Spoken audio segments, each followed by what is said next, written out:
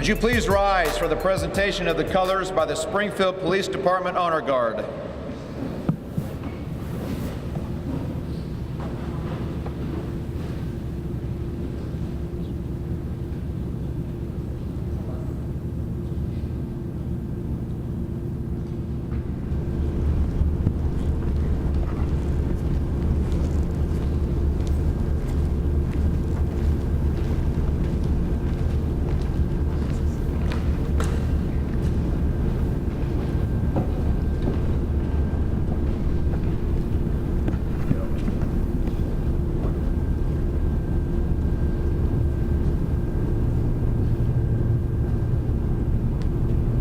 Ready? Hey! Colored. Post.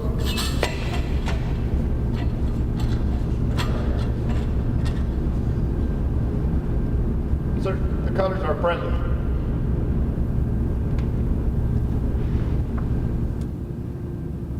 Please remain standing for the Pledge of Allegiance. Present. Heart.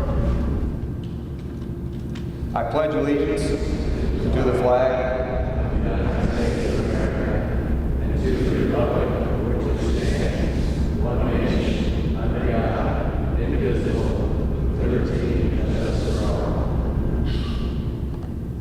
Our national anthem this morning is going to be sang by Miss Brooke Thomas.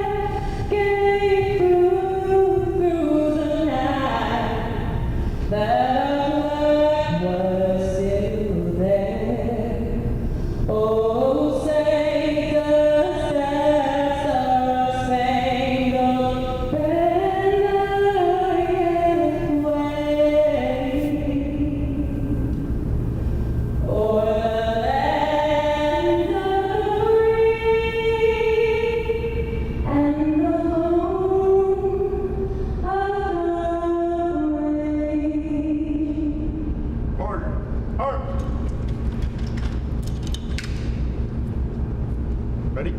Hey!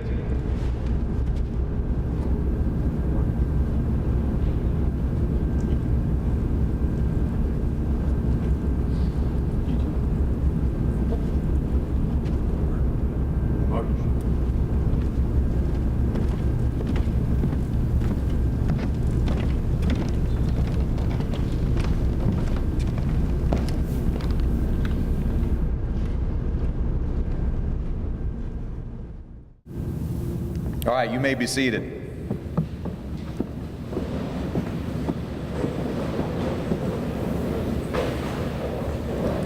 Well, good afternoon, everyone. I am Steve Thomas. I'm going to be your host for today, MC for today. That was Brooke Thomas. Now I think it's appropriate for you to go ahead and just give it up for Brooke Thomas, because she did a phenomenal job.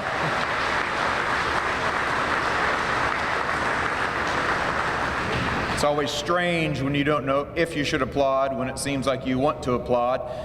Just to clear this up, my name is Steve Thomas. Her name is Brooke Thomas. We are not related. She is not my daughter, and she is not my little sister. However, we have known Brooke since she's been 8 years old, and so we would claim her as a daughter, but I've known her and her family for a long time. She just is a great singer. So anyway, thank you, Brooke, for that. If you are here, this is not on the agenda, and I decided to do this on my own, so I hope this is okay. I've read through, I was here, I'm honored to be here for this. for the second time in a row. I was honored last year, and to have somebody come back, I'm thankful for the 5 other people that couldn't be here. So I'm glad to be here, but I've read through the script this year, and I read through it last year, and so I've come to a conclusion. If you are here and you are in law enforcement, and you are in law enforcement every day, I want you to stand. Just stand if you would, wherever you are. I know we're recognizing people today. Yeah, thank you, thank you. Now those of you not standing, would you give it up for these people right here? This is...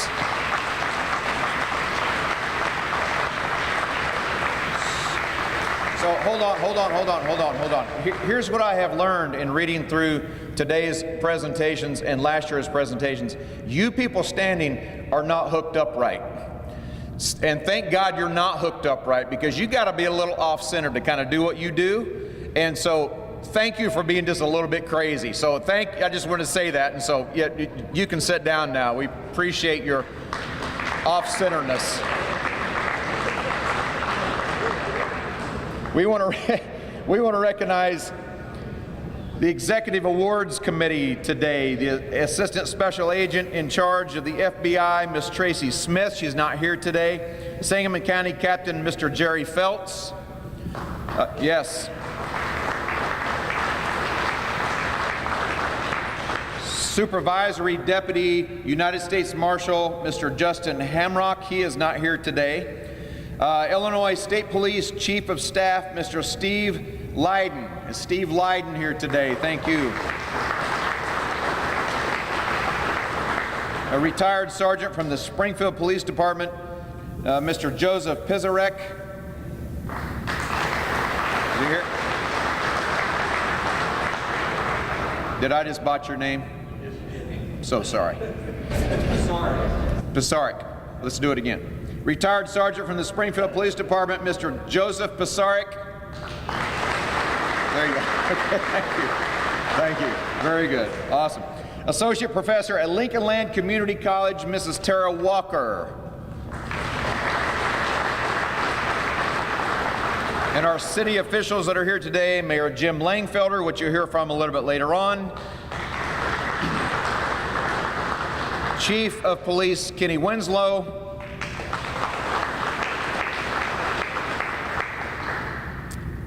And Springfield Unit 5 President Grant Barksdale.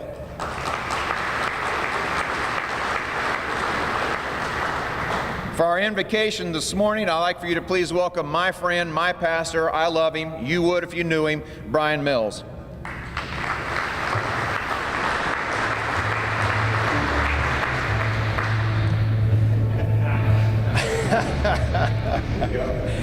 I've never opened up a prayer with that song before, so that'll be fun. I would like to say quickly before I pray, though, in case you haven't heard it lately, thank you. Thank you very much. Thank you for your excellence. Thank you for your professionalism. Thank you for your integrity. Thank you for your example of what it means to serve. I know a few of you well enough to know that you don't do this job for the pay or the benefits. You don't do this job for the toys. You don't even do this job for the stories. You do this job to serve. And it is an honor to know you and to have you here today. I am the pastor here at Hope Church. My formal title is senior pastor, but my preferred title is senior sinner. So I also want to apologize if you have to pull me over in the next few weeks. It hasn't happened in town yet. I've been here 4 years, but I do like to drive fast. And so I'll try to be kind and understanding, and I'll try to slow it down just a little bit. Would you bow with me in prayer today? Father, you are our maker, and we are made in your image. But every day we are reminded that your image has been blurred and your world is broken. So today we are grateful for men and women who are not afraid of that brokenness. They don't run away from it. They refuse to neglect it. And they maintain hope that your peace can be restored in our world and that everyone can be redeemed with a chance and another chance and sometimes another chance. Today, We honor those men and women who offer themselves as public servants to protect the people and to keep the peace. And because we believe you have blessed us with that peace, today we ask you to bless us with your presence and to bless those we honor for their service. In Jesus' name, amen.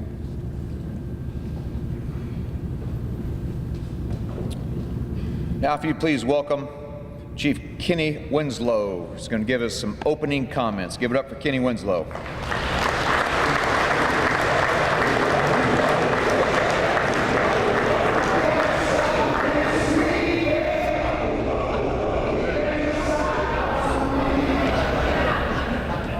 Well, we always like a little humor in this, all right.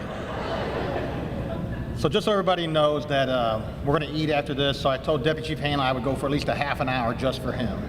So with that said, before we start though, I would like to recognize a few special individuals that are in the audience tonight. As everybody knows, we've been working on a peer support program to support the men and women of the Springfield Police Department. As part of that program, we've been trying to take a holistic approach to it, to look at your physical, your spiritual, your mental, your financial, and your marital well-being. As part of that program, we are reinstituting our chaplain program. I have a few chaplains here today. Not everybody's here, but I'd like to introduce 4 of them that are here today. Just to introduce them to you, you'll be seeing them more around our department.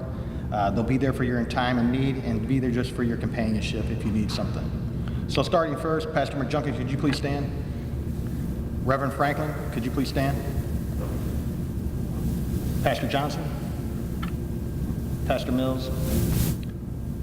Not in attendance today is Pastor Rouser, who's new to our community. He's a former Memphis PD officer. He took over at Pleasant Grove. He will be partaking in the program, as well as Todd Brewer, a former Rockford police officer. So thank you for your dedication in this effort. We appreciate it. We look forward to working with you in the future. Thank you.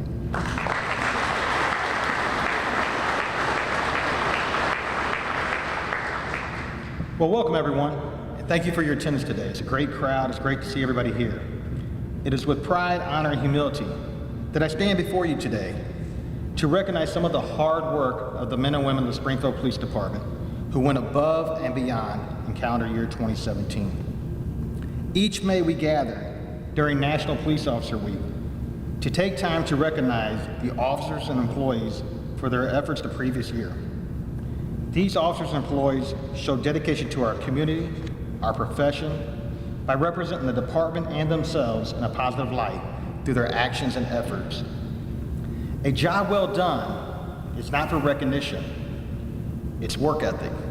It's service, pride, and dedication. As we honor these officers, it would be a disservice not to recognize that quality work occurs every day on every shift in every division of this department. Oftentimes, the difference between the award winners and the nominees is the slimmest of margins. These are difficult decisions, and I thank the Executive Awards Committee and the Internal Awards Committee for their time and effort on this difficult task. As we recognize these officers today, let us not forget our 135 brothers and sisters from around the country who made the ultimate sacrifice in 2017. Every time an officer reports for duty, they know that there is a chance they may not return home. The inherent dangers of this profession is an everyday reality for each of you. I ask, in what other profession does one ensure they kiss their spouse goodbye, hug their children a little tighter, before they walk out the door each day, where the last words they hear are be safe and come home? We do not have to look any further than here in Illinois, where in the past few days, officers in Quincy and Dixon were involved in deadly force encounters. And then we have our own incident here locally. Officer Brown's incident, where all he was doing was speaking to a coworker when a vehicle struck him. While injured, we are thankful that Burton is going to be all right. It's going to be a long road to recovery, and unfortunately he's not here today as he undergoes surgery. As officers, we see the sin and the evil in society on a daily basis. We witness what no one should have to. We deal with people at their worst during crises, knowing that we can't make everything all right or everyone happy. But what we can do is be fair, impartial, and do our best to bring about some type of positive resolution. We can listen, offer help, solutions, and advice. We can't fix all that is broken in our world, but that's okay, as long as we give our best effort. We also see the best of life, when people do the unthinkable, when strangers become friends, offer help and all they have to those suffering in a time of need.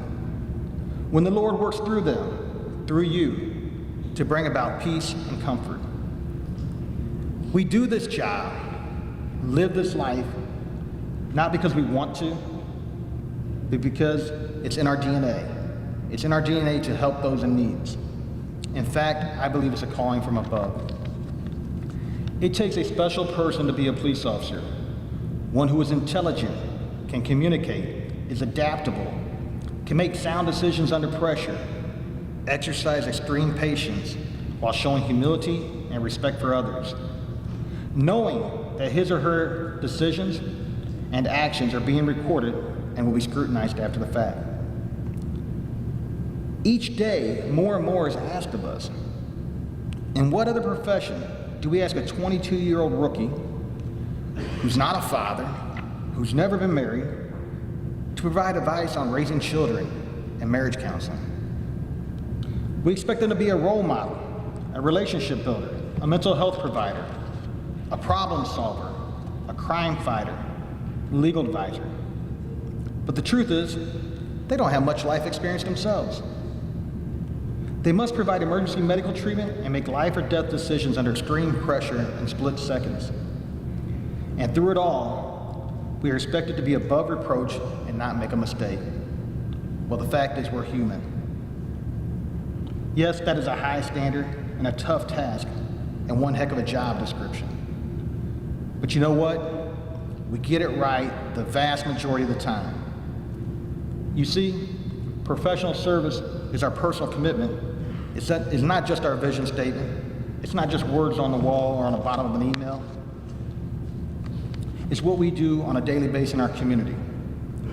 In these challenging times, it's becoming a difficult task to find those with the courage, the strength, the moral compass to step up and serve. Because police officers are a special breed, one that runs to danger and evil as others turn and run away. They are selfless, giving individuals who don't ask for much in return, but ones who are willing to make the ultimate sacrifice if need be. Yes, they are special. They are everyday, real-life heroes. They are our neighbors, our family, our friends, and I'm proud to know them and honored to serve with them. Finally, I would like to thank all the men and women of the Springfield Police Department, whom I believe are the best of the best, as well as the community and the mayor for their continued support of our mission. Thank you.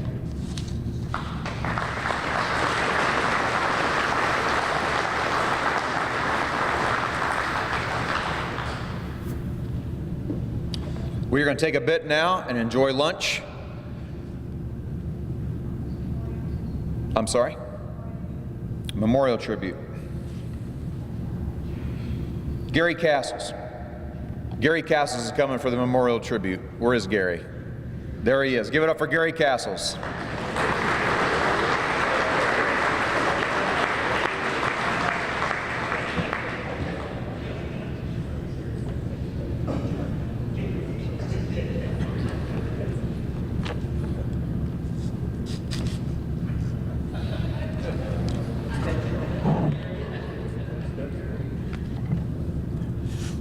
You may have noticed a small table at the front of the room in a place of honor. It is set for one. The table is our way of symbolizing members of our profession are missing from our midst. They are unable to be with us this afternoon, and so we remember them. Last year, 6 Illinois law enforcement officers were killed in the line of duty. Officer Jamie J. Cox from Rockford PD. Officer Andre Van Vetten, Chicago. Officer Kevin J. Brewer, Will County Sheriff's. Officer Bernard W. DiMaggio, Chicago PD. Trooper Ryan M. Albin, Illinois State Police. Officer Raymond A. Morrell, Bloomingdale PD. Additionally, the Springfield Police Department lost 4 of its retired members. Detective Henry Moss, Sergeant Alan Jones, Officer George Mayfield, Deputy Chief Rick Walton. The table set for one is small, symbolizing the frailty of the officer against an oppressor. The tablecloth is white. There is a single red rose, a Bible, a slice of lemon, an inverted glass, an empty chair. The white tablecloth symbolizes the purity of their intentions to respond to the call to preserve law and order. The single red rose displayed in a vase to remind us of the families and loved ones left behind. The Bible reminds us we are one nation under God. The lemon slice on the bread plate is to remind us of their bitter fate. The glass is inverted because they cannot drink with us today. The chair is empty, depicting not one officer, but all we have lost. Pause now to remember all of our brothers and sisters who have passed away or fallen in the line of duty. Let us never, never forget.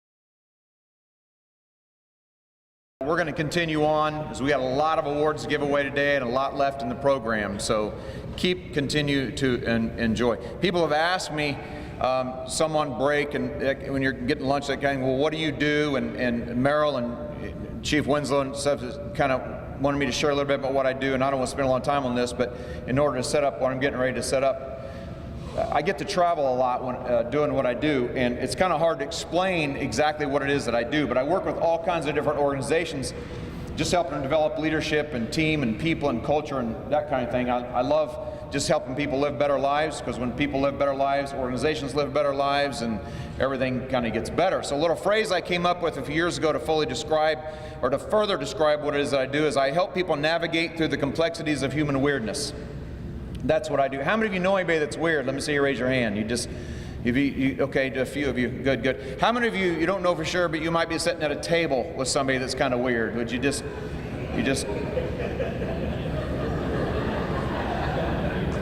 tell some of you act like you don't know for sure. Trust me, you are. How many of you are married to somebody that's kind of weird? You guys you just go there. All right, good, yeah. Men usually don't touch that one. Just like, dude, she's got eyes. And here's a harder one for you. How many of your spouses are married to somebody that's kind of weird? If you're married and did not just now raise your hand, you're either a liar or in denial, because the truth is human weirdness exists, and guess what? It's not going away.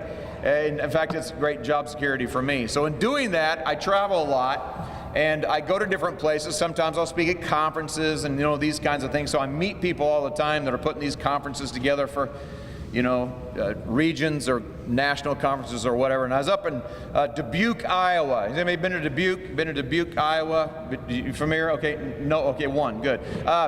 So I was up in Dubuque. I was talking to a guy. They were putting together this national conference, and he was telling me about some of the people they had on the ticket there for who was going to come speak, and they were getting people from all different areas of life. And I said, well, who do you have from the business world? And they said, well, we got Gates.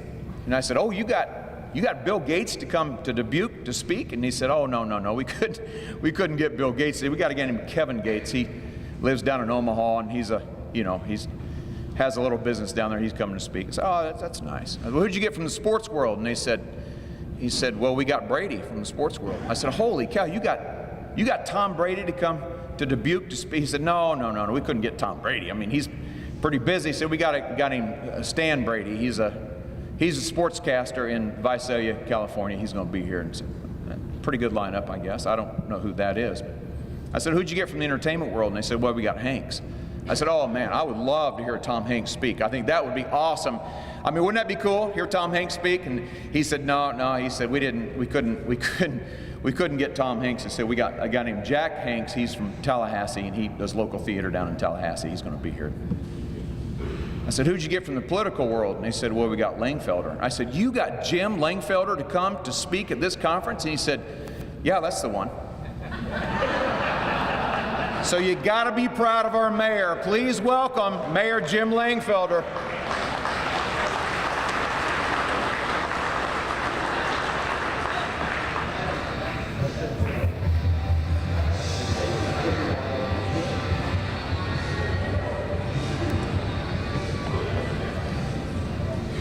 I look up to, oh, is it on? Yep. I look up to Jerry Castles. I had to bring my mic down a little bit further. But thank you for being here for this special day. I've said it plenty of times where we don't thank our law enforcement officers enough. And this is one special day we set aside each and every year to recognize our law enforcement, especially the Springfield Police Department. We appreciate our partners in the law enforcement entities and also our community partners. And the other thing I say is that I look at law enforcement, they're my favorite department with regards to the Springfield Police Department, not only for the risks you take, how you keep our community safe. If without a safe community, we cannot thrive, so we thank you for that. But most importantly, I look at you as a family. I come from a large family. I grew up in a family of 13. We don't always agree, we disagree, but the bottom line is we have each other's backs when the chips are down. And that's what the police force does each and every day. So we thank you for your great service to serve our community, to serve each and every one of us, to keep us safe. And the other part of it is what I look at is with regards to family is when one piece of our community suffers, we all suffer. And I know we've had some challenges in our day or past year or several years, but that's something we try to address each and every day, how we can do things better. And that's what it's all about. I'm big on self-critique, and we don't know the perfect plan, but we always can improve by knowing our strengths and improving and eliminating our weaknesses. And so we appreciate your open-mindedness, how we approach each and every day with a new activity or a new way to keep our community safe, and we do it and grow together. And with that, I'm going to present a proclamation to the police department where it reads, whereas every day Springfield police officers work tirelessly to protect our citizens, enforce our laws, and keep our neighborhoods safe as they report for duty, knowing full well the dangers they face and the sacrifices they may be called upon to make. And whereas we can never fully repay each officer for their service, but we must work to ensure our officers are equipped with the tools and technology needed to do their job. And whereas today we pay tribute to the men and women who serve us with extraordinary bravery, and we remember the heroes who have laid down their lives in pursuit of a safer and more just society. And whereas we owe a profound debt to all those who have worn the badge and to the families whose support enables them to serve with courage and pride. And whereas today and during Peace Officers Memorial Day and Police Week, we recall the selflessness of our law enforcement officers and their families, and we honor all those who devote their lives to create a stronger and safer Springfield. Now, therefore, I, James O. Langfelder, Mayor of the City of Springfield, Illinois, on behalf of the City Council and residents of the city, do hereby proclaim that May 13th through May 19th shall be Springfield Police Week in the City of Springfield, and call upon all citizens to recognize the work of our outstanding officers who have made and continue to make our community safe and strong. So once again, we cannot thank you enough. We appreciate all your works you've done in the past, and we appreciate all your works you do in the future to make our future bright. So thank you.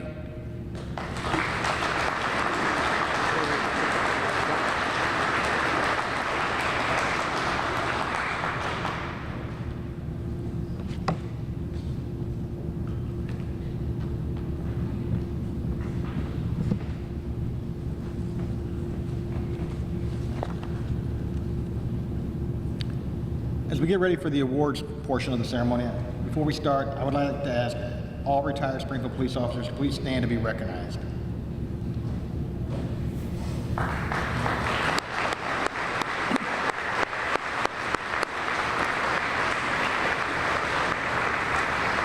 Thank you. Would all previous winners of the William Herndon please stand?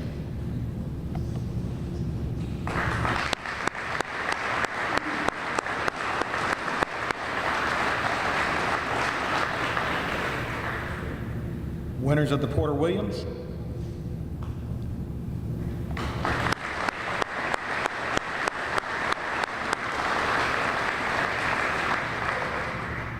Silver Suarez.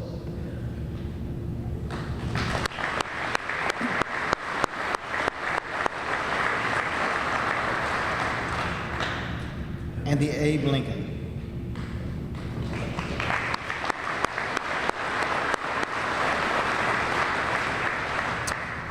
At this time, I'd like to call forward Sergeant Grant Barksdale to join me on the stage for the awards presentation. For those of you coming up, please come up on my left, way down here on the lower, and exit to the right, and smile for your picture at the end.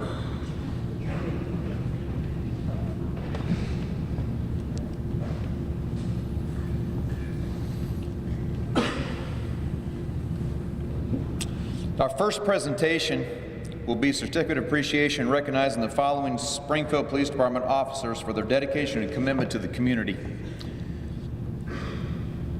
The first award, being assigned as a neighborhood police officer can sometimes require several additional duties and responsibilities. NPOs recognize and accept this commitment. Officer Chris Jones is no exception. While assigned as the Beat 800 NPO, Officer Jones willingly became involved in numerous programs within the community. To name a few, Officer Jones became a board member on the Nurse Family Partnership with SIU. This partnership works with at-risk mothers during pregnancy to ensure that the mothers have adequate resources available. Additionally, Officer Jones accompanies the home health nurses who make routine visits to these homes of expecting mothers. Officer Jones has developed a partnership with Enos Park Neighborhood Association and the Enos Park Collaborative Care Program. Throughout this partnership, Officer Jones has identified several needy families who are without beds to sleep in. Utilizing his own resources, Officer Jones assisted with acquiring several beds and relocating them to families throughout the Enos Park area. Officer Jones has developed several bonds with families while assisting with the Enos Park Summer Youth Program. These bonds were built as a result of his participation with various events that focus on cooking, bike riding, gardening, and Boy Scouts. These bonds have developed one step further into an informal mentorship with several of the youth in the Enos Park area. Officer Jones has remained outspoken at numerous forums and conferences about the success of these organizations and how they have led to the improvement of the quality of life throughout Beat 800. Being a positive role model and offering a voice for the families of Beat 800 demonstrates Officer Jones' commitment to not only these residents, but the entire city of Springfield. Will Officer Chris Jones please come forward to accept your certificate of appreciation?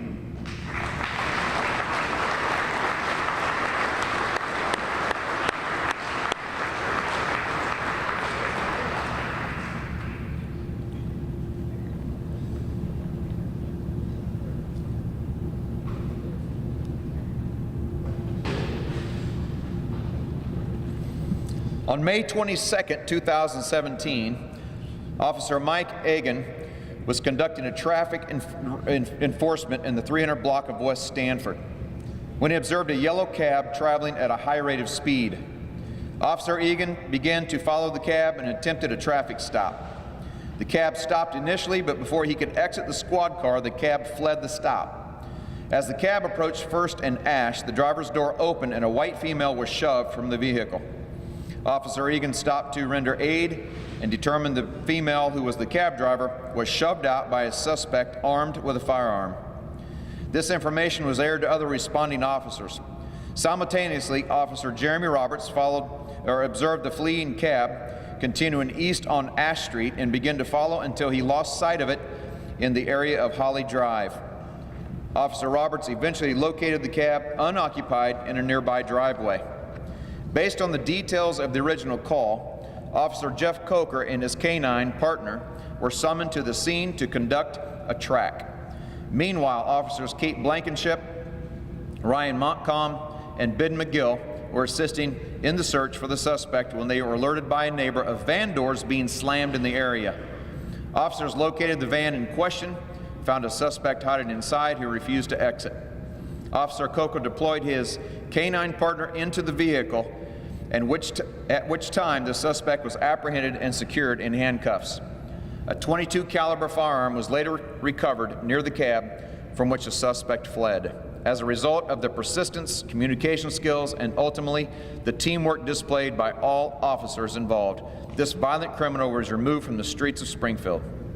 Will Officers Kate Blankenship, Jeff Coker, Mike Egan, Ben McGill, Ryan Montcalm, and Jeremy Roberts please come forward to receive your certificate of appreciation?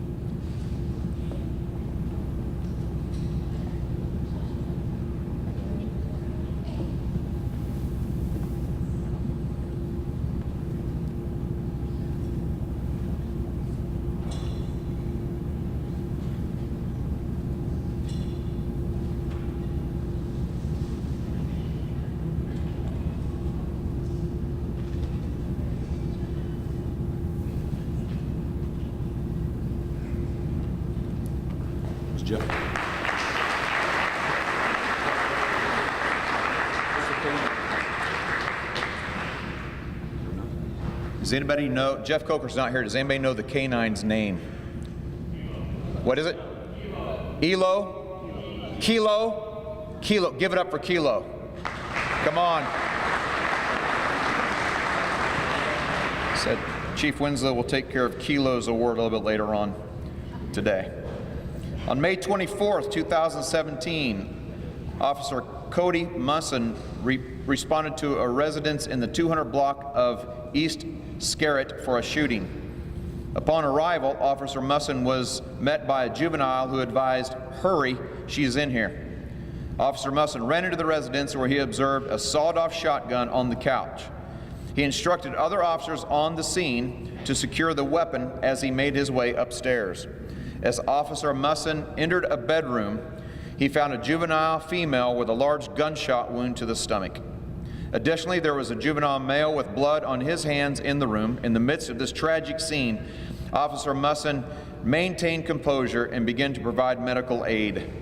Officer Musson was not only tasked with providing aid and securing the subject in the room, but he also had to direct other officers to complete multiple responsibilities on the scene. Officer Musson's courageous acts are a representation of his character and also prove that practical training proves valuable during chaotic scenes. Will Officer Cody Musson please come forward to receive your certificate of appreciation?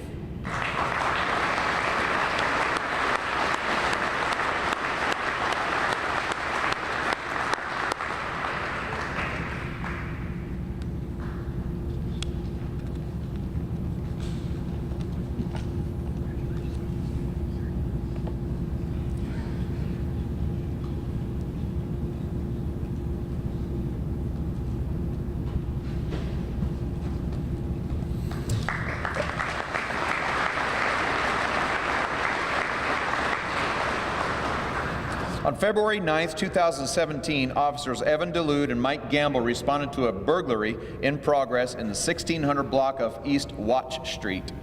Both officers were able to track the suspect in a southerly direction due to the footprints left behind in the snow.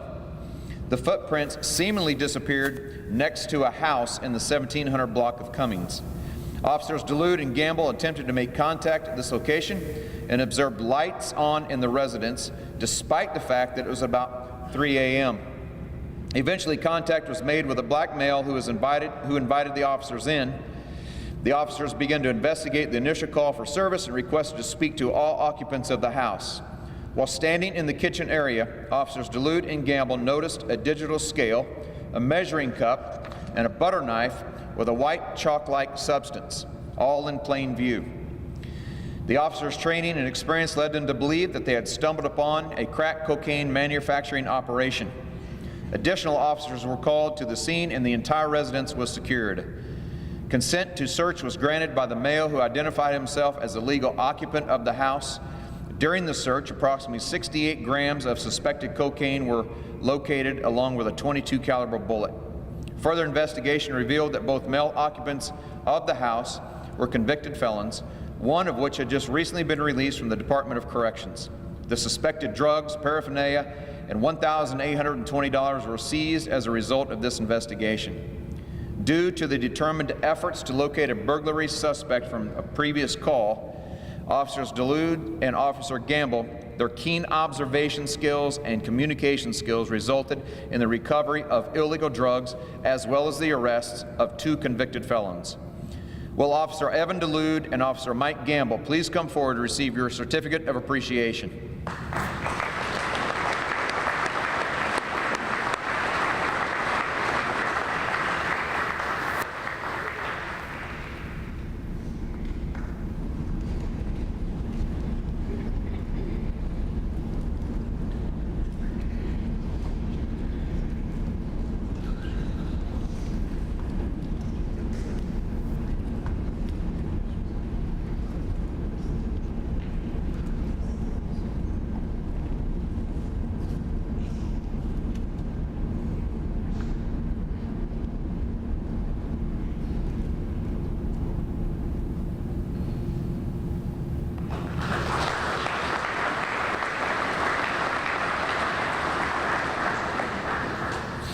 On February 17, 2017, Officer John Von Barron was in the area of 13th and Laurel when he heard the sound of 2 gunshots.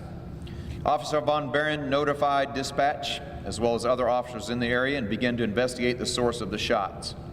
While in the 1800 block of South 13th Street, Officer Von Barron observed a subject dart in between the houses.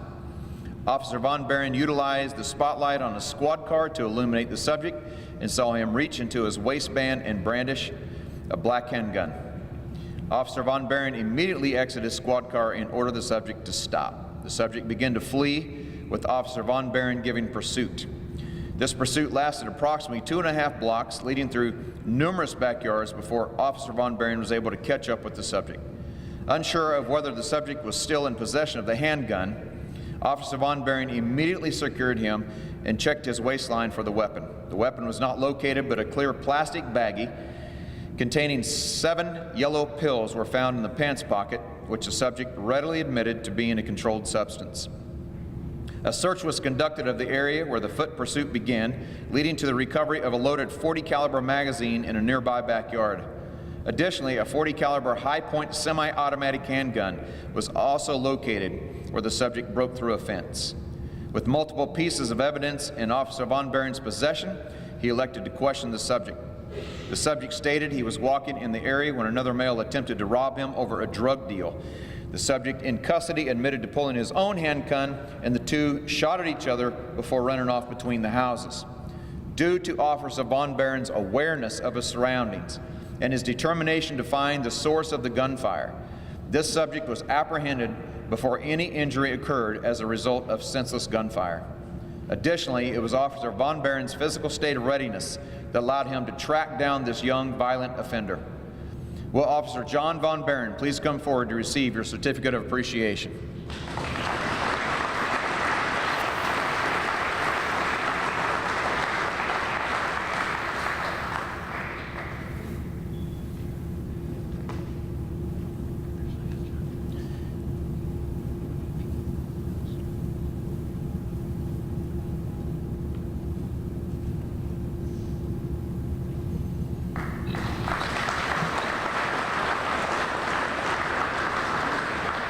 See, you people live this every day, us commoner people don't.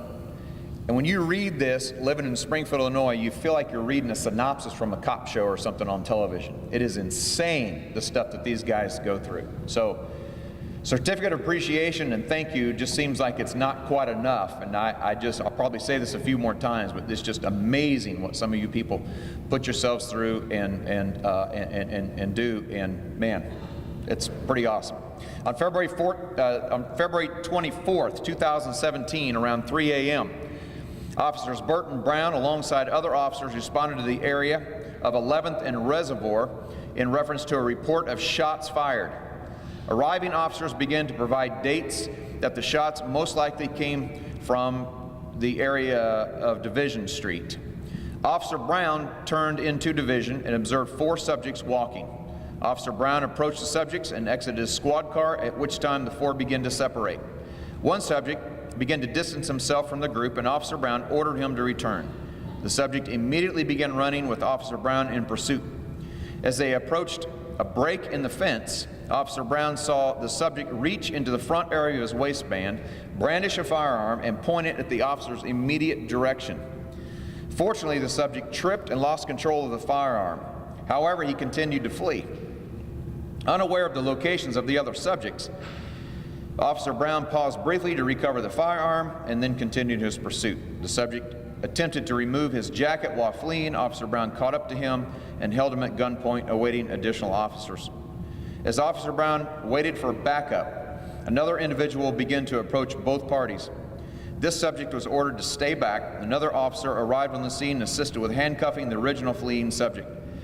An additional handgun and loaded magazine were found in the jacket pocket of the coat that the fleeing suspect had been wearing. Officer Brown now turned his attention to the second subject who had attempted to approach the scene. This subject failed to comply with Officer Brown's commands, and a struggle ensued as the subject was seen reaching into the area of his waistband.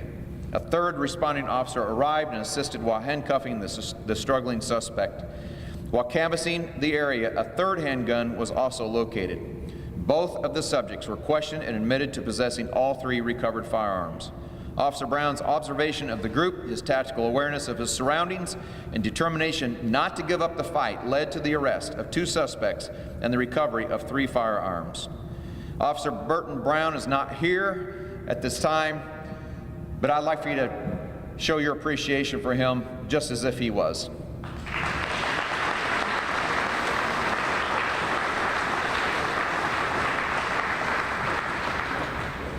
On December 4th, 2017, Springfield Police Department Beat 600 neighborhood police officer distributed the monthly Beat Bulletin to all employees via department email.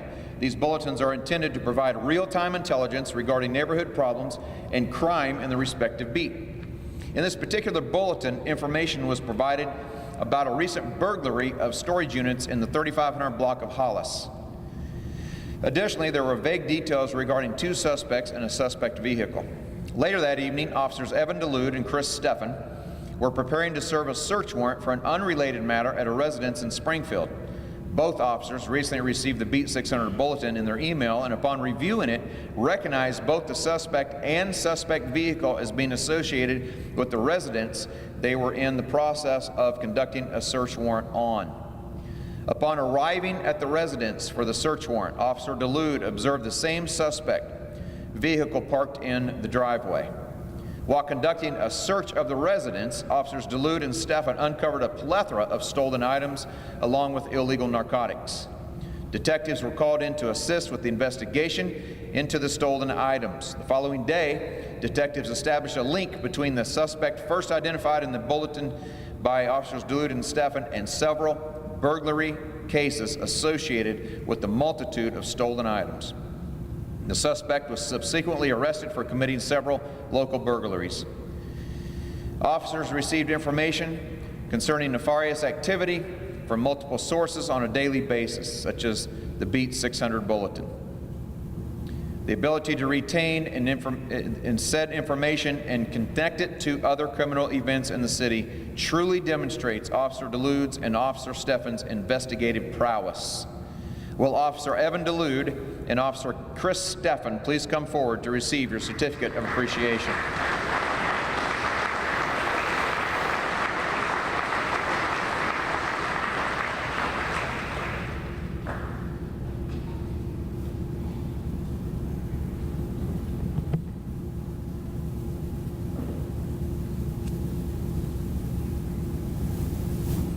You starting to get the idea you're at the Evan DeLude show today?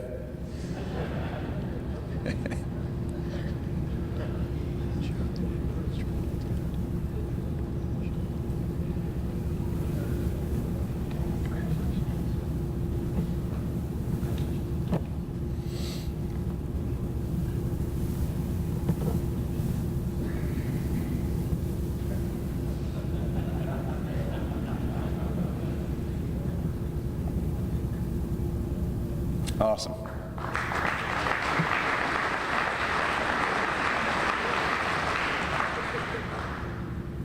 On December 4th, 2017, Officer Cleo Moore was dispatched to Old Jacksonville Road and Veterans Parkway for an assist motorist call.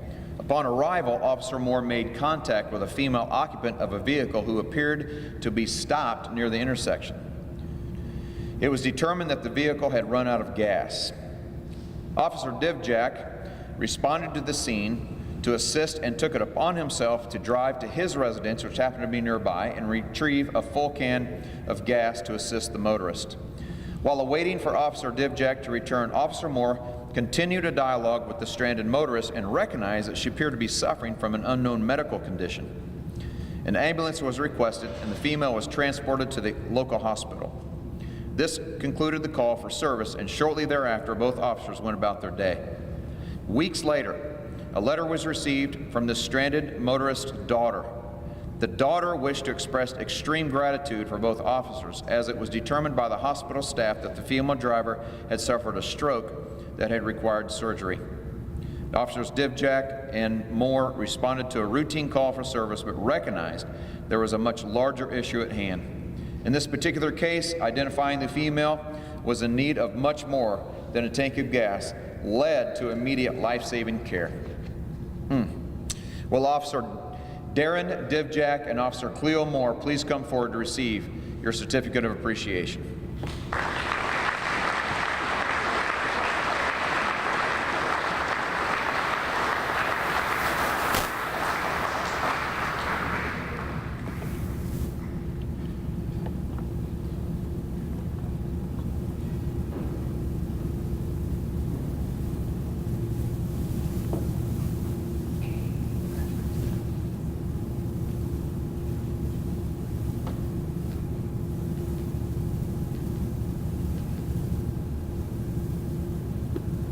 It's amazing.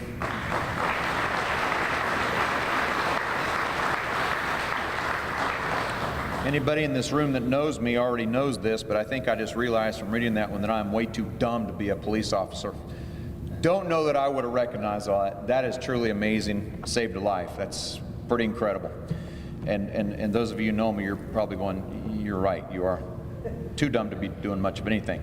On August 19th, 2017, several officers were dispatched to 2404 Parkview for a burglary in progress.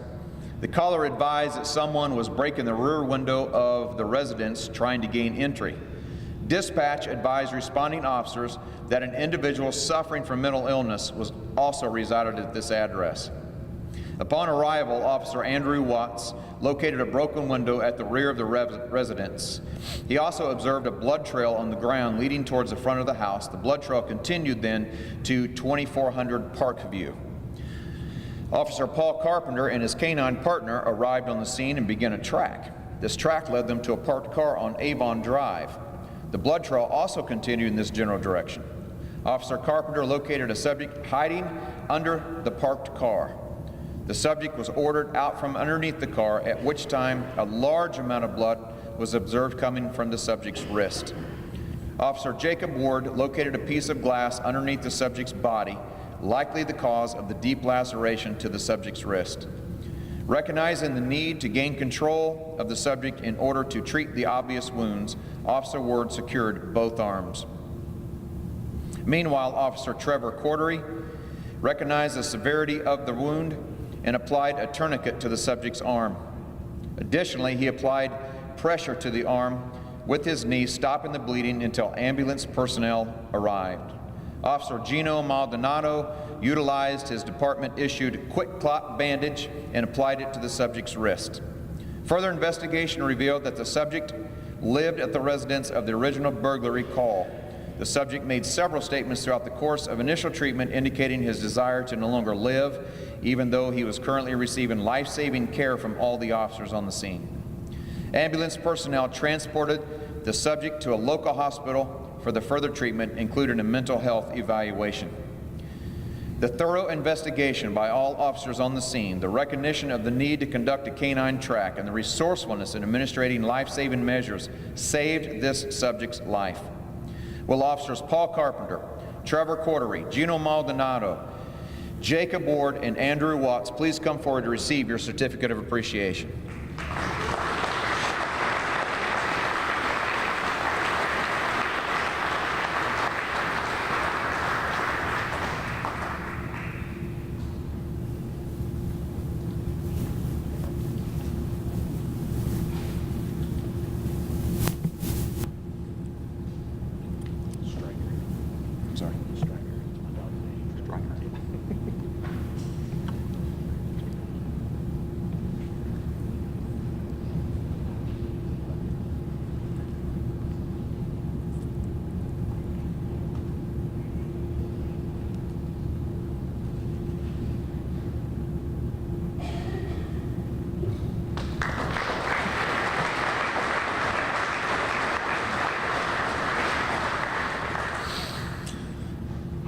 On October 4th, 2017, officers were dispatched to the 1100 block of Oakdale in reference to a shooting. Upon arrival, officers located the victim lying in the roadway in front of the residence.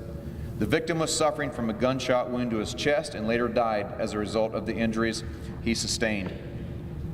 Officer Tozer was one of the first arriving officers to this chaotic scene and was informed by witnesses that the suspects were last seen running northbound from the residence. As Officer Tozer began to search the immediate area, he observed a garbage can in front of 2620 Sherwood. Officer Tozer elected to search inside this particular garbage can, where he located a shotgun. Additional details surrounding this homicide were few and far between. In an effort to piece this case together, the shotgun was sent to the Illinois State Police Crime Laboratory. The crime lab was able to lift a latent print from the shotgun. It was this small piece of the puzzle, a fingerprint, which proved to be the break in the case for the detectives. Detectives interviewed the person whose print was recovered from the murder weapon, ultimately leading to the arrests of 2 individuals. Because of Officer Tozer's thorough search of the area, a key piece of evidence was located that aided detectives in solving this homicide. Will Officer Chance Tozer please come forward to receive your certificate of appreciation?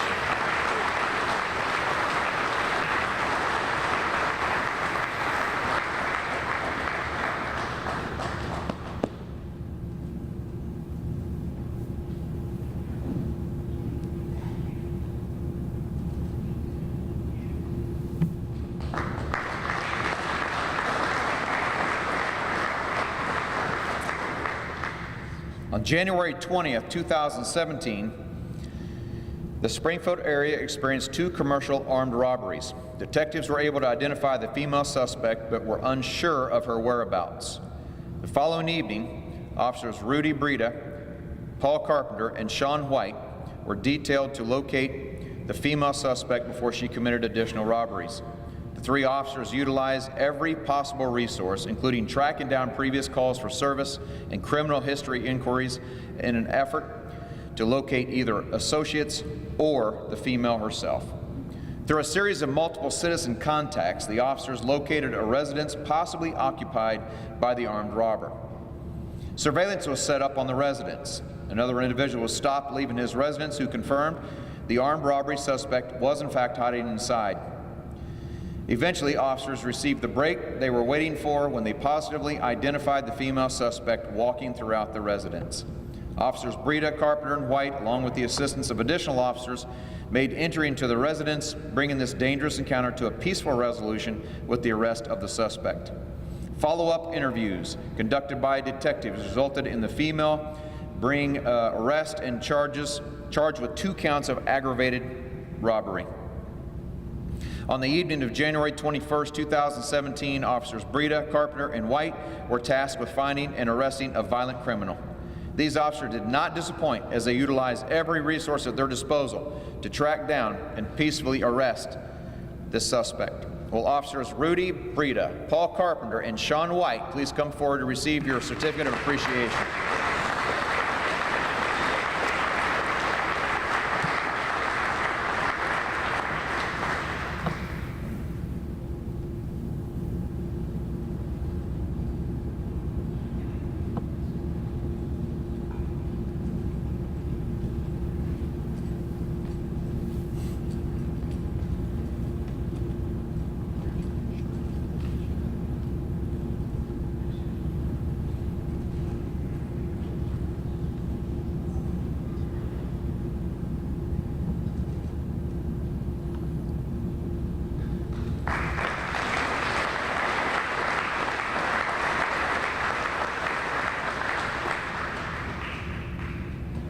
On January 15th, 2017, Officer John Larson responded to a call of a suspicious person in a local apartment parking lot. Upon arrival, Officer Larson located the subject in question as he was attempting to drive away from the area. Officer Larson attempted a traffic stop on the vehicle to investigate further. The vehicle began to slow down as if it were about to stop, and it was at that time Officer Larson heard 1 gunshot, and then he advised dispatch that he believed he had been shot at. The suspect vehicle fled from the scene with Officer Larson in pursuit. Although Officer Larson lost sight of the whereabouts of the vehicle, he began to search several parking lots in the area. The suspect vehicle, which was still occupied, was located in a neighboring parking lot. Officer Larson, along with the assistance of other responding officers, utilized cover as they approached the suspect vehicle. The occupant was arrested without further incident and determined to be a convicted felon. A short distance away from this location, officers recovered a loaded .22 caliber handgun that sustained damage indicative of being thrown from a moving vehicle. It was later determined that the firearm had been reported stolen. Officer Larson was a potential target of gunfire, and although he maintained his composure under duress, he gave clear and concise directions to responding officers and ultimately arrested the individual responsible. Will Officer John Larson please come forward to receive your certificate of appreciation?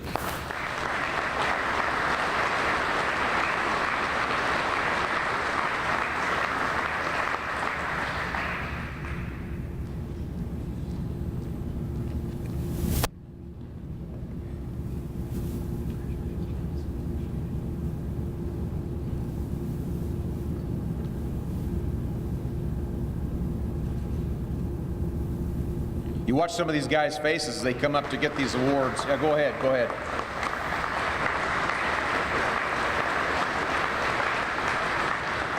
You watch some of these guys' faces, they come up to get these awards, and they're almost a little embarrassed about getting a certificate of appreciation. If you go make a movie, your goal is to win an Oscar. When you win that Oscar, it's because you did something, somewhat cool, and then you go win an Emmy and you win. But I'm sure you don't get up to work every day and go, man, today I hope something happens so I can win a certificate of appreciation. And it's just a bittersweet moment, but I'm telling you, it's very, very cool. Thank you again. On July 22nd, 2017, Detective Russ Lair, who was off duty at that time, was dining in a local establishment in Springfield. Detective Lair's attention was drawn to another table where a gentleman appeared to be attempting the Heimlich maneuver on another patron of the restaurant. Detective Lair made the split-second decision to assist by providing medical attention to the patron. Although the Heimlich maneuver appeared to be unsuccessful by the first responding bystander, Detective Lair stepped in and began the Heimlich maneuver himself. It was after several attempts that the patron began to cough and breathe again, clearly indicating the obstruction had been dislodged. Although off duty at the time, Detective Lair was placed into an extremely chaotic situation and chose to act instinctively, thus saving a man's life. The profession of law enforcement does not cease simply because one has clocked out for the day. The actions of Detective Lair offer proof that the men and women of law enforcement are always ready at a moment's notice.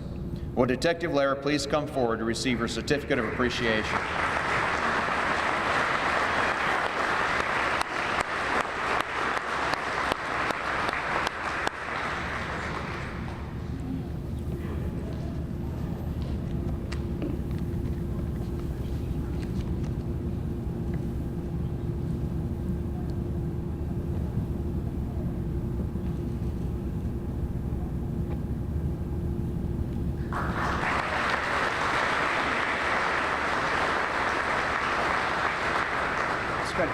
It's no wonder the Heimlich maneuver worked when he did. The guy's big as a house, for crying out loud.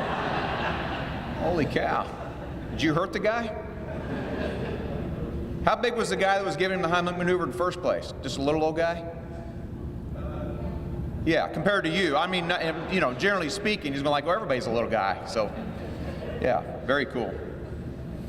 Our next award is the Abraham Lincoln Award, which shall be awarded to any sworn officer who through initiative creates or participates in a program or system which significantly improves the quality of life in the community, exceeding the normal expectations of job performance. This is the Abraham Lincoln Award. During the 2017 school year, Sergeant Paula Crouch and Officer Ryan Binkley, along with the help of the Sangamon County Court Security Officer Rhonda Kopitz, that's okay, started a Cops in Kindergarten program at Feichens Elementary School.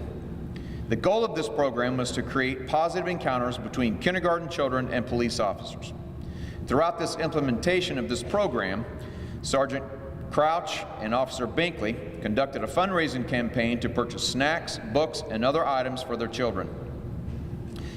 These officers went one step further by visiting the school on a monthly basis in order to read to the children. Additionally, the children were given a book to take home to start a library of their own. Other funds were raised and were applied towards field trips, school supplies, holiday lunches, and guest speakers.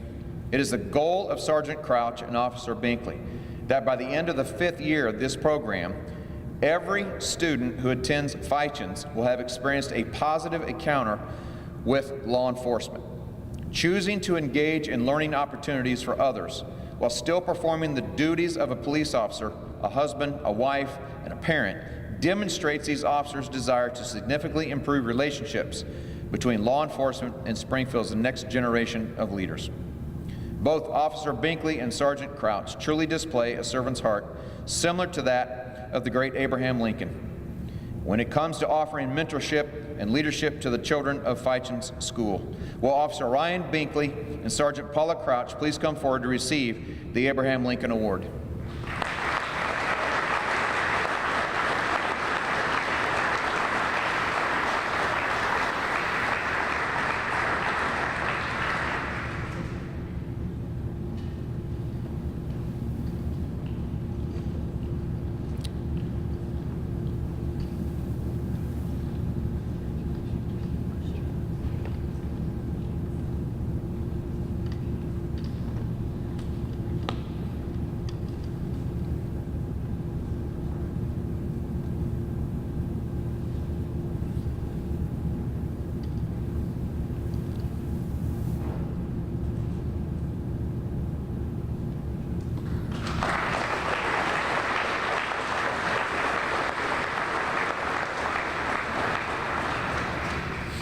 The next award is the William Herndon Award, which is awarded to the plainclothes officer or officers on active duty performing the most distinguished act or acts of police work during the preceding year. Today we have 2 William Herndon Awards that are being presented. On August 12, 2017, officers were dispatched to the 1700 block of East Edwards for a report of a shooting. Upon arrival, officers located the victim a short distance away. Springfield Fire Department personnel immediately began to treat the victim prior to being transported to the hospital. Unfortunately, the victim died at the hospital as a result of the gunshot wounds. Springfield Police Department detectives responded to the scene and began their portion of the investigation. Detectives conducted numerous interviews of people present during the incident. Very little suspect information was obtained as a result of lack of cooperation from the witnesses. Eventually, it was discovered that the 2 suspects, wearing hooded sweatshirts, walked up to the front porch and began shooting at a group of people that had gathered. Over the course of the next several days, Detectives Brian Henson, Joe Womble, and Tim Zychek were able to obtain warrants for cell phone records from people present at the scene in an effort to identify others who may have been present and left prior to police arrival. After combing through a massive amount of data and all the phone records, Detectives Henson, Womble, and Zychek were able to combine efforts with the Proactive Crime Unit and locate 2 persons of interest related to the shooting. Interviews of these individuals uncovered the identity of the 3 suspects. Over the course of the next 6 months, all 3 detectives conducted multiple follow-up interviews with people who had knowledge of the shooting. This information collected was crucial in building a long-term case against the suspects. Eventually, 1 suspect was arrested on an unrelated case, and during this interrogation, detectives received a confession detailing his involvement in the homicide. This suspect provided the names of 2 additional accomplices, one of which was arrested and confessed, while the other suffered critical injury not related to this case and has not been charged. Detectives Henson, Womble, and Zychek worked as a team from beginning to end to identify and arrest 2 subjects for this brutal murder. Detectives initially had very little information on the identity of the suspects, and despite a lack of cooperation from witnesses, they were able to piece this case together over the course of 6 long months. Against all odds, they were able to obtain confessions from the suspects and justice for the victim and his family. Will Detectives Brian Henson, Joe Womble, and Tim Zychek please come forward to accept the William Herndon Award.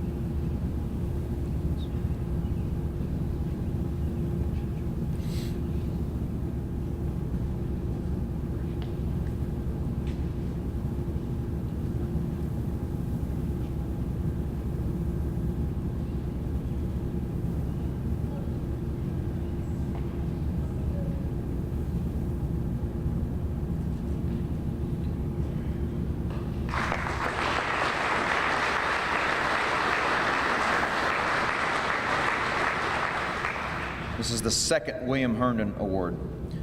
On May 20th, 2017, at approximately 8:11 p.m., officers were dispatched to 1940 South 1st Street for a report of shots fired resulting in an injury. Upon arrival, officers heard cries for help coming from the rear of the residence, including someone saying, quote, "They were loading her into a car." Officers observed a female being loaded into the back seat of a vehicle who was injured. They began to treat her for the gunshot wounds found on her upper back and upper chest. A male on the scene identified the victim and advised that she was 5 months pregnant. Despite valiant life-saving efforts from the officers, the Springfield Fire Department, ambulance personnel, and the emergency room staff, the victim died a short time later from her injuries. Springfield Police Department detectives Mike Flynn, Russ Lair, and Mike Masram responded to the scene and began their portion of the investigation. Despite conducting numerous interviews of people present during the incident, little information was gained regarding the identity of the suspects and the vehicles that they utilized. After many hours of investigative work, Detectives Flynn and Masram were able to identify the suspect vehicle and the driver. After another interview, detectives uncovered the identity of the suspect and where he was taken shortly after the incident. Detective Lair was contacted due to his technical expertise to assist with the investigation. Detective Lair's technical skills, along with his assistance of a confidential source, allowed Detectives Flynn and Masram to confirm beyond a doubt who was responsible for this horrific crime. Detectives Flynn and Masram later uncovered that the victim was not the intended target of the shooting, but rather found herself in the middle of a feud between two individuals. Ultimately, the suspect was arrested by the United States Marshals Fugitive Task Force on a warrant with $5 million bond and interviewed by Detectives Flynn and Masram. They were able to obtain a full confession outlining the intentions of the suspect on the night of May 20th, 2017. Detectives Flynn, Lair, and Masram were above and beyond the normal call of duty of this investigation by putting in maximum effort from beginning to end with little to no information on the identity of the suspect. The detectives, through superior investigation efforts and techniques, were able to piece this case together bit by bit and finally obtain the ultimate result, a confession. Will Detectives Mike Flynn, Russ Lair, and Mike Masram please come forward to accept the second William Herndon Award.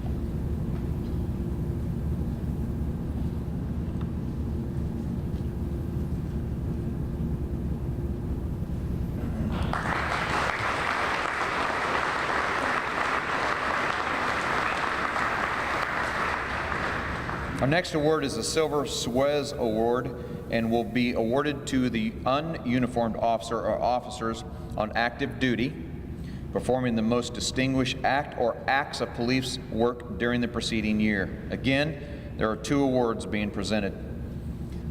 On June 2nd, 2017, officers Evan DeLude and Sean White were assigned to a proactive detail combating illegal narcotics trafficking. After conducting a traffic stop on a suspicious vehicle, the officers recognized signs of deception by the driver. They made the decision to look further into the stop and were able to obtain probable cause to search the vehicle. Upon searching the vehicle, the officers recovered approximately 35 grams of cannabis. Recognizing the potential to turn this traffic stop into a broader case, Officers DeLude and White used the information gained from this stop to set up surveillance on the individual responsible for selling large quantities of cannabis. Officers DeLude and White sought the assistance of the Street Crimes Unit, which ultimately led to the traffic stop of another vehicle. Officers gained access to the interior of this vehicle where they recovered approximately 2 pounds of cannabis. The investigation did not cease at this point, but rather Officers Duluth and White took yet another investigative step by contacting members of the Proactive Crime Unit. The collaborative efforts of all involved led to the service of 2 search warrants at different residences in Springfield. These search warrants resulted in the recovery of over 36 pounds of cannabis, 2 handguns, and $7,400. Officers Duluth and White acted on insignificant tip, which ultimately led them to a significant arrest and seizure. Because of their knowledge, experience, effective use of departmental resources, and investigative furtherance, these officers were able to remove a dangerous criminal from the city streets. As a result of the investigation, the suspect pled guilty to manufacturing and delivery of cannabis, which is a felony. Will Officers Evan Duluth and Sean White please come forward to accept the silver and gold.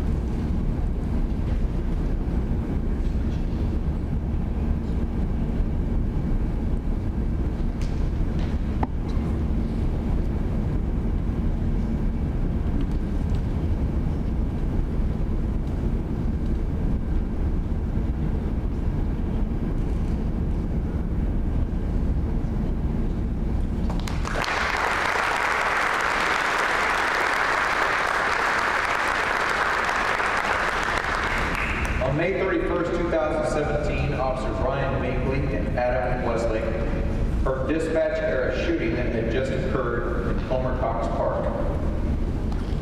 Other Springfield officers arrived on scene and located a victim suffering from a gunshot wound to the chest. The description of the suspect and suspect vehicle was aired immediately. Officers Binkley and Wesley, who were patrolling together for the evening, were en route to the shooting scene when they observed a vehicle matching the suspect vehicle at the intersection of 11th and South Grand. The officers also observed that the passenger of the vehicle matched the suspect description provided by the officers on scene. Officers Binkley and Wesley positioned their squad behind the suspect vehicle in an effort to conduct a felony traffic stop. Upon activation of the emergency lights and siren, the suspect vehicle accelerated, refusing to stop for the officers. The officers made the split-second decision to pursue the vehicle as it disregarded all traffic control devices. This pursuit continued throughout the city, eventually ending up in Leland Grove, at which time the suspect abruptly turned down an alleyway. It became evident at this point that the officers were faced with an option to deliberately ram the vehicle or allow the pursuit to continue. The officers elected to ram the vehicle, causing the driver to swerve initially, but the suspect vehicle recovered and continued to flee. The officers then accelerated a second time, ramming the vehicle into a concrete garage where it came to rest. That's just stinking cool. Several suspects immediately exited the vehicle and fled in multiple directions. A multitude of Springfield officers were able to assist in the quick apprehension of all the suspects. The firearm used in the shooting was recovered a short time later in the area where the pursuit ensued. Unfortunately, the victim of this shooting succumbed to his injuries. However, due to the instinctive decision-making on the part of both Officer Binkley and Wesley, all suspects were apprehended without any additional injuries to responding officers or to innocent civilians. It was that one crucial decision, unaware of what the outcome might be, to end the pursuit and ram the suspect vehicle known to be occupied by the homicide suspect that demonstrates with courage and law enforcement officer and unwavering dedication to the citizens of Springfield. Will Officers Ryan Binkley and Adam Wesley please come forward to accept the second silver award.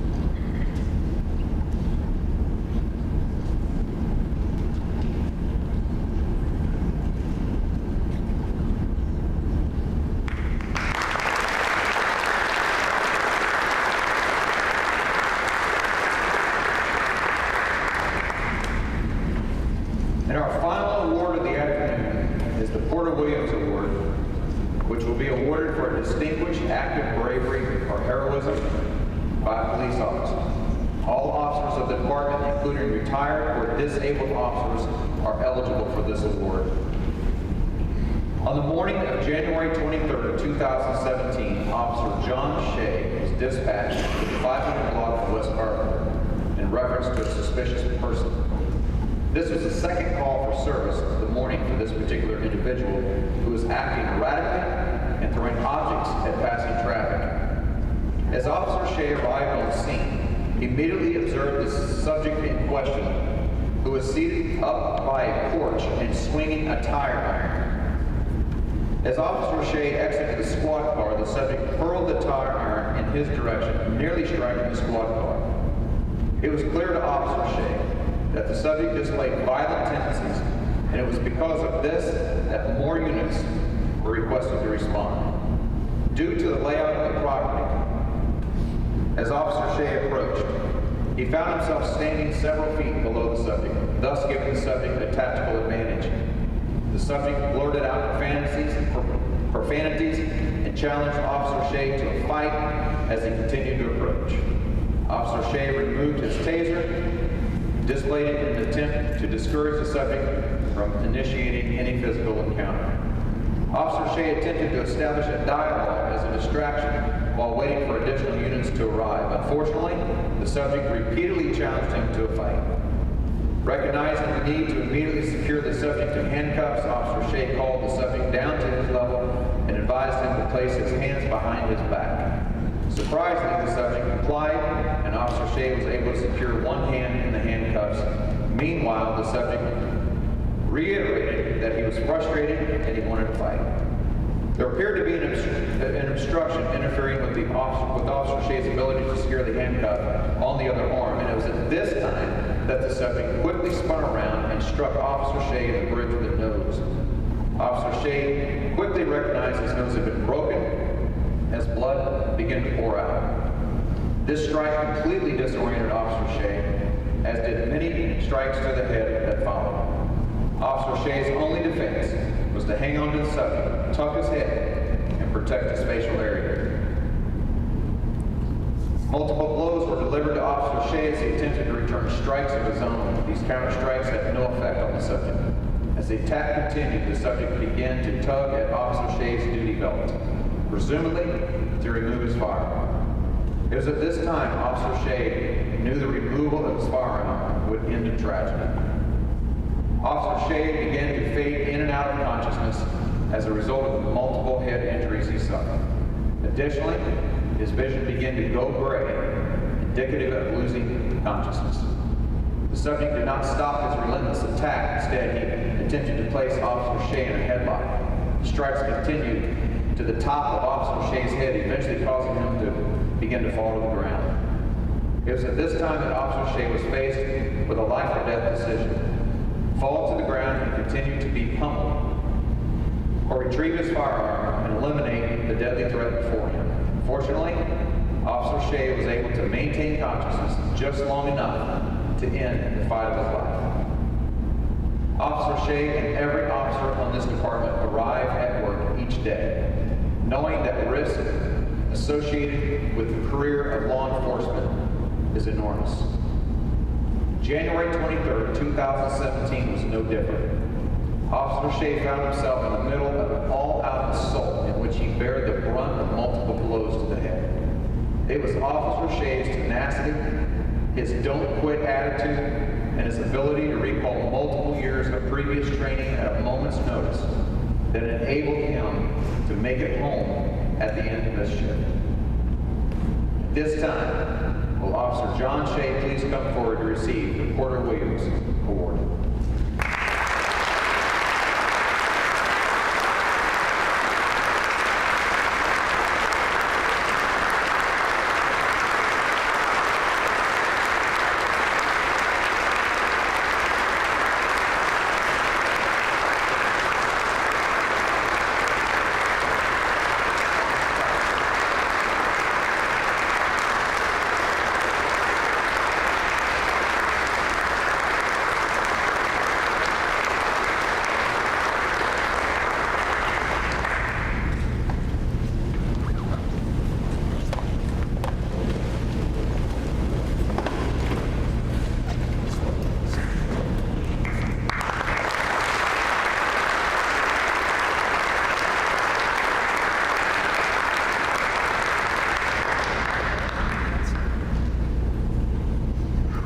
Chief Winslow's coming now with some closing remarks.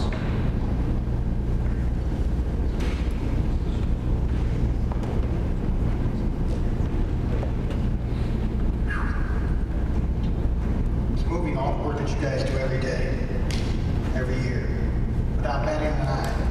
I know what all we do is not always pleasant, it's not always fun, but I thank you anyway. At this moment, I would like to recognize those officers who retired in 2017. Those officers who were able to leave here with more than 20 years of service. If you're here, please stand. Deputy Chief Dennis Arnold, Officer Dave Barringer, Detective Rick Dable, Officer Brian Hayes, Lieutenant Todd Heaton, Sergeant Chuck Keene, Sergeant Ed Kloppenberg, Detective Matt Madonia, Officer Kerry Miller, Lieutenant Chris Mueller, Detective Ben Perkins, Officer Tony Schluter, and Sergeant Brad Zack. Would Sergeant Keene, Sergeant Kloppenberg, and Lieutenant Mueller please come forward?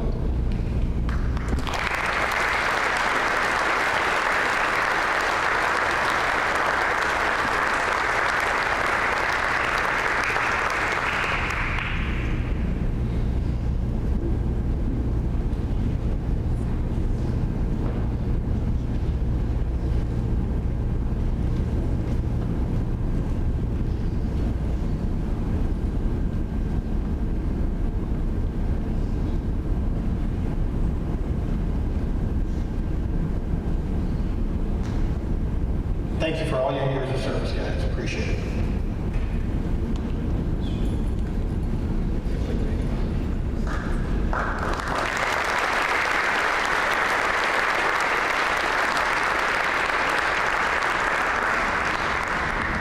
As we go forward, we're no longer going to award your shadow boxes during the year. We thought this would be a more fitting place to do that, so annually you will receive your shadow boxes upon retirement at the annual awards banquet. As we close here today, I'd like to thank all those who made this event possible, but specifically the following people and organizations. The Springfield Police Department's Internal Awards Committee, the Executive Awards Committee, Hope Church, including Pastor Johnson, Pastor Mills, and all their staff, for the use of this facility and your assistance in making this event possible. Brooke Thomas for her singing the national anthem. Julie Frederick and the city's audiovisual staff for the photos and the video. Our MC, Steve Thomas. And last but not least, I would like to call the following people forward. Lisa Davis, Holly Schmidtke, Meryl Burns, and Heather Mosey. If it wasn't for your tireless effort and all the loud hours you put forward in preparing for this event, it would not be possible.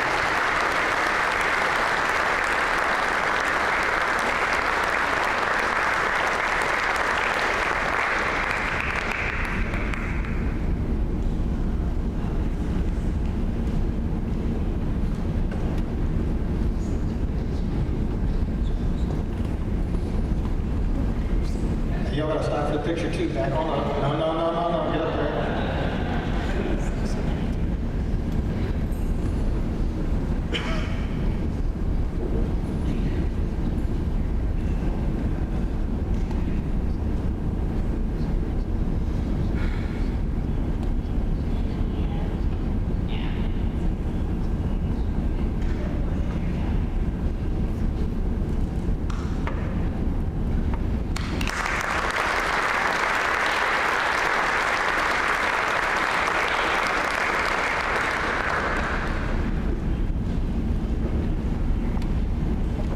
Deputy Chief Scarlett wanted me to remind you that he brought his ESPN interview ball over there and encourage all award winners to take some pictures afterwards with the photographer so you have the memories for your family going forward. With that said, when we sat down several months ago, we talked about how we can make this event better. With a shoestring budget, several people stepped up to assist. It is our goal to continue to grow and improve this event, and your attendance here today is proof that we should continue those efforts. Today is about not just the award winners, it's about all the officers who dedicated their lives and themselves to our profession, to our department, and to our community. With that said, please be safe, please be safe, and thank you for your service. At this time, Pastor Johnson, would you come forward for the benediction?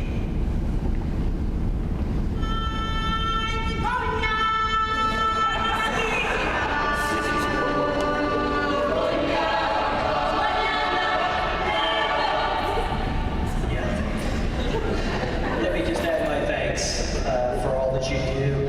And I know that everyone here received an award today. You have someone who stays at home when you go to work each day. And we want to recognize you today as well. So Hope Church has just a little envelope with a gift in it for each of the spouses and or significant others. Those of you who received an award, we'll be handing them out the door as you leave today just to say thank you. It kind of hit home with me yesterday when I was talking to Officer Brown's wife, Deborah. And they attend here at Hope Church, and I said, Deborah, how are you doing? She goes, Dave, I'm okay. He came home. And that's my prayer for each and every one of you and for your family as well. And I just want family members to know you're not forgotten. Let's pray. God, thank you so much that you are the God who protects. And God, you deputize and you authorize others to protect us. And so, God, today we say thank you. And God, we ask that your protection would be over each and every one of the officers and their families who serve in the Springfield Police Department. Father, we pray that they would know that they do not stand alone. And Father, as a community, we stand with them. So, Father, my prayer today is may each one come home each night. In Jesus' name I pray. Amen.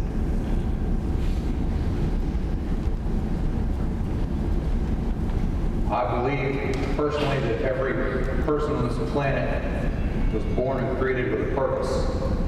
And I think everybody, what makes the world work really well is when you understand that purpose and when you understand what role that you are meant to play in that as well.